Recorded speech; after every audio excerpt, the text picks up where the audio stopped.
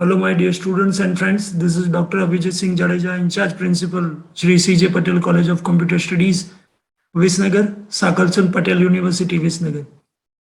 Friends, today we are discuss about pointer with function. As we know, function has four type. UDF function has four type. No argument, no return value, with argument, with return value, with argument, no return value, and with argument, with return value. So today, let me learn about the function with pointer, how pointer interact with the function. So first of all, let me start. Before void main, we need to declare the function with function, that is called, the function name is void swap. ये function हमने अपने हिसाब से बनाया है, user ने बनाया है, तो इसको यूजर डिफाइंड फंक्शन कहा जाएगा. Integer star p1, integer star p2, these are the two pointer we declare as a argument.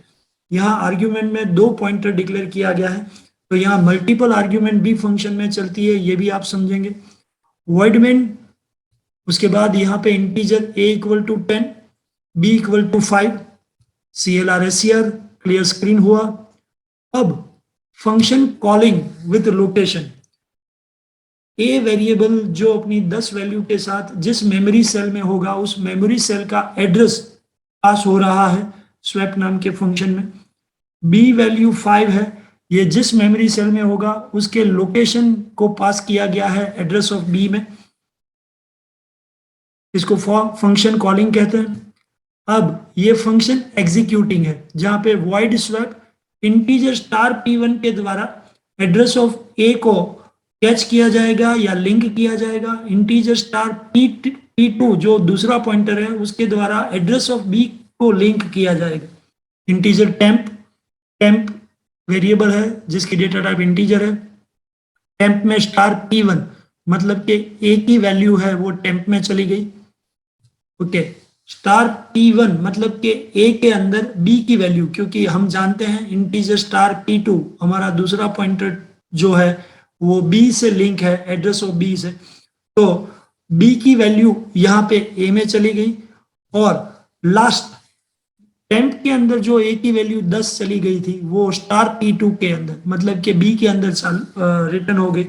यहाँ पे जब फंक्शन एग्जीक्यूटिंग हो रहा है तब यहाँ पे आपने एक चीज नोटिस की है, रिटर्न 0 लिखने की जरूरत नहीं है, क्योंकि पॉइंटर लोकेशन वाइज वैल्यू को कॉल नहीं करता है, बट उसके एड्रेस को कॉल कर रहा है. इसलिए ये प्रोग्राम ज्यादा फ्लेक्सिबल, ज्यादा फास्टर और अंडरस्टैंडेबल है. यदि हम लोग वैल्यू पास करते तो रिटर्न 0 लिखना पड़ता. अब आगे ट्रेसिंग के अंदर देखते हैं. मैं मेन प्रोग्राम के अंदर वापस आ चुका हूं. प्रिंटफ के अंदर \n दो न्यू लाइन. नंबर 1 के अंदर मतलब कि a की वैल्यू के अंदर %d \n. नंबर 2 के अंदर मतलब कि b के अंदर जो वैल्यू है वो स्वैप हो गई होगी, क्योंकि हमने थर्ड वेरिएबल का यूज किया गेट ch. और अब आप आउटपुट देख सकते हैं.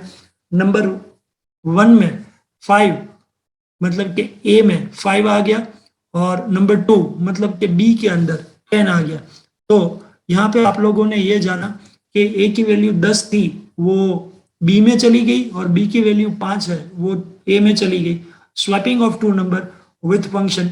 Thank you so much to learn with Dr. Abhijit Singh Jadeja concept of pointer with function.